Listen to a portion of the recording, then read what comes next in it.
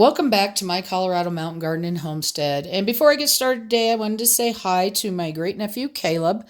He watches my videos with his grandpa down in Pueblo, Colorado. So a shout out to both my nephew and my brother.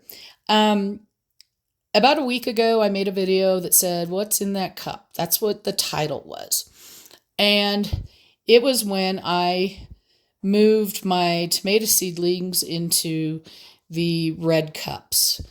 And at that point in time, I told you that I dropped them way down and then I'll keep filling with soil as they grow. And this is the crim that was in that video. So I'll put a link to that down below along with a link to the Facebook page. So you can see how large it has gotten in 1 week. And these will continue to grow fairly quickly. Crim tomatoes are an indeterminate plant. They originated out of the Ukraine. The seeds I have were from Baker Creek, but you can get them a lot of places. 80 days to maturity, so they do take a while. But you can get them there, even in the Colorado mountains. I've grown them on my deck before. I had greenhouses, but now for the most part I grow them in 5-gallon containers in the greenhouse. They can be between 4 and 6 feet tall. Mine have usually been taller than 6 feet and 3 to 4 feet wide.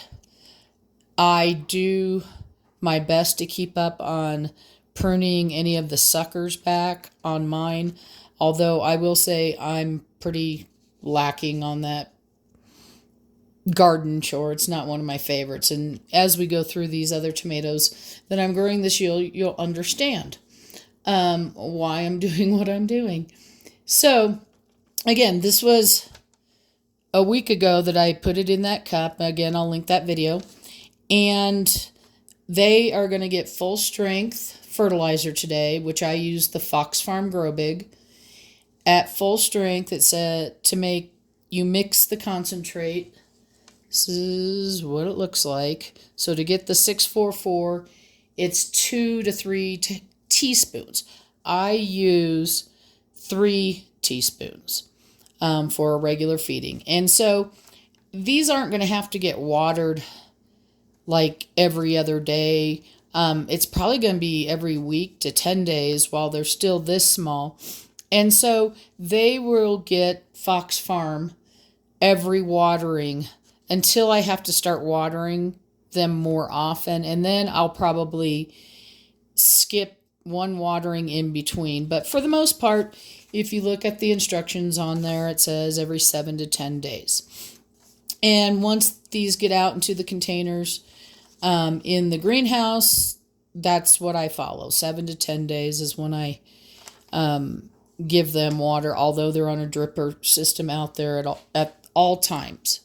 So that's the first type of tomato I'm growing this year. And this is an Ace 55. An Ace 55 is an heirloom variety. It's known to be lower in acid. So if you have a problem with tomatoes, because of the acid content, this is a good tomato to grow. Again, it's same as the crim, 80 days to maturity. I get my tomatoes usually before that 80 days. So, and I don't know if it's because they're in the greenhouse or what. It can be 3 to 5 feet tall. Mine last year, I would say we're probably right around 5 feet tall. Maybe a little bit taller than that, because some of them were taller than me. I'm not very tall. I'm only 5'2", so they didn't have to grow too much farther than that. And depending on which website you look at, they either call it a determinate or a semi-determinate. And I've noticed, while it is a determinate, so I don't pull suckers off of it, it grows very quickly, just like an indeterminate tomato. So it gets tall fast. And you can see there. And again, I have filled up to the soil cups up, and I'm going to be watering those today. Let's bring in the next one, and then we'll do the dwarfs. This is a better bush. A better bush is an indeterminate tomato. A determinate tomato. It's great for pots. And while I do some in pots and some in my hoop house, if you give them a little more space, they seem to be more happy.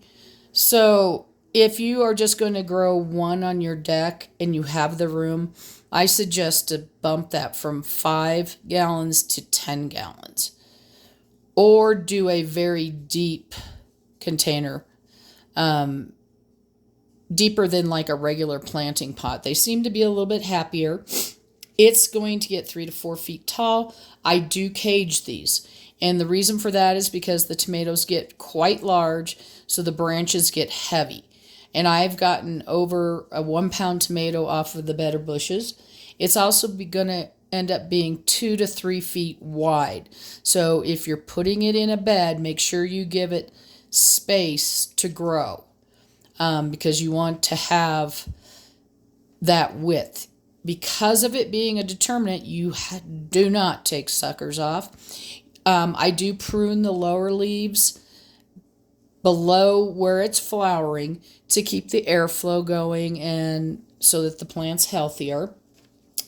The better bush is 68 to 75 days to maturity, and that is just based upon several websites that I looked at. Some have it at 65 days. Most were 68 to 70, but then there was one in there that, of course, threw the 75 in, so I'm putting all of them.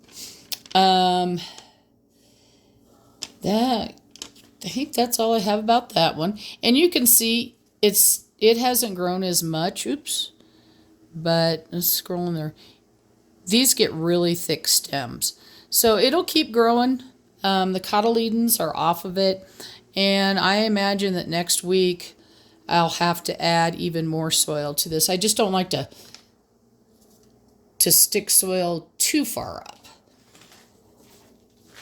The next variety, now we're going to go, this is the only dwarf I'm growing this year. I've got 2 micro dwarfs and a dwarf. This is the dwarf Arctic Rose. This one was new to me last year, and it did great. So many tomatoes. You just would have blown your mind on how many tomatoes I got off these dwarf Arctic Roses. They are indeterminate, but they only get 3 to 3.5 feet tall, thus them being a dwarf. You do not take suckers off of the dwarf indeterminate tomatoes. Well, you can, but they don't recommend it. And I saved seeds for my tomatoes last year to make these ones, but I originally bought this seed from Victory Seed, and they're part of the Dwarf Tomato Project. Very good place to buy the dwarf tomatoes from. Just read about them. Very good flavor. It also has a thicker wall, so if I was making tomato sauce or whatever, because I had so many last year, when I ran it through my I call it a seed mill. Basically, it strips the seeds out and the skins off of the tomatoes, and then you get the pulp and the juice. So this one produced a lot of sauce for me, which some of it I just made and froze. Some of it I canned in jars, and I also saved a lot of these and freeze-dried them to make tomato paste. And then if you add more water, then it can be tomato sauce. But they're going to be a little bit slower because they're the dwarfs. But I still had to add soil to those. And this isn't all my tomatoes. I'm just showing you one of each variety that I'm growing. So next is the Tiny Tims. And if you've been watching my videos, you know I grew Tiny Tims. This is a micro dwarf. And I grew orange hats, which I am growing again. Now these, because they're so small, the Tiny Tims only get to be about, they can get as tall as 2 feet when they're out in my garden. The ones that I grew inside in just 1-gallon containers, they didn't get as tall, but usually they're right around 18 inches.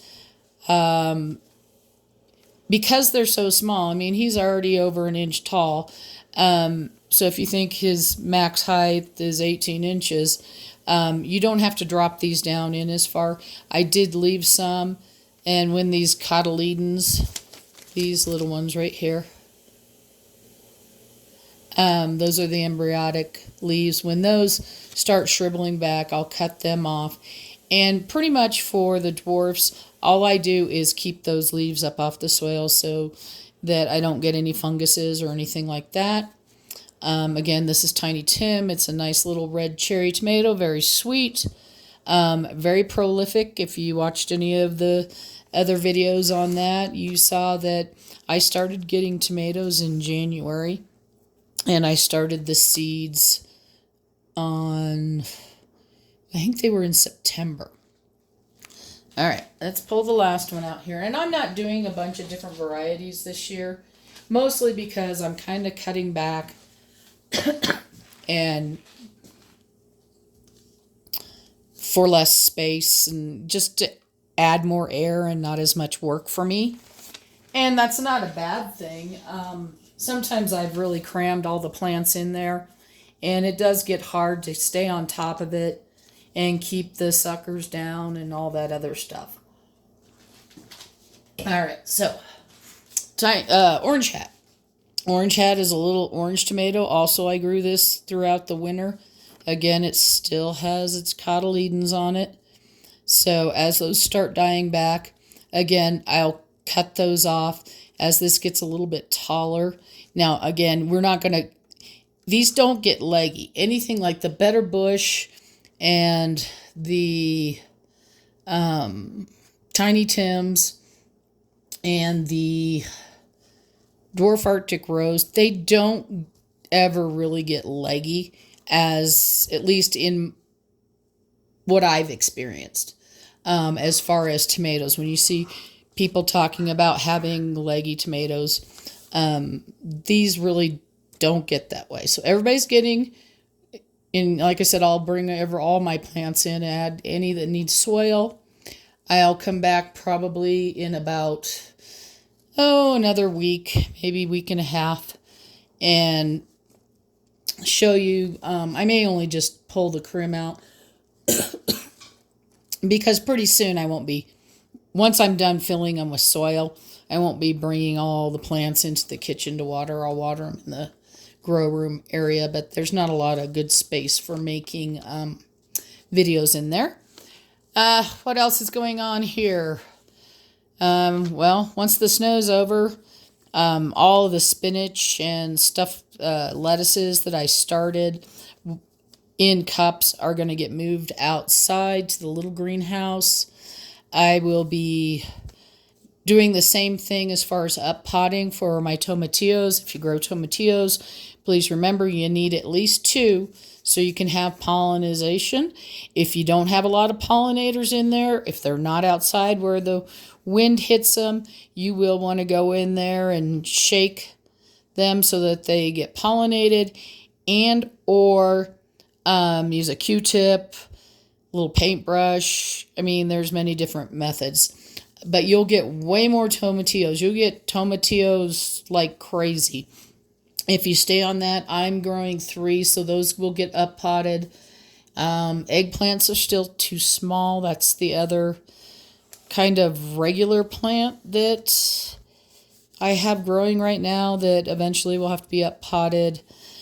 And probably next week, around the 15th or so, I'm going to start my squash, my zucchini squashes. I'm growing 2 different types, and I might start some cucumbers. Beans and peas I will directly sow. I'm not going to start those inside. But I'm also not going to start a million cucumbers either, because sometimes they don't transplant as well. That's it. For those of you in the mountains, hope you're enjoying the snow. Have a wonderful day and happy gardening.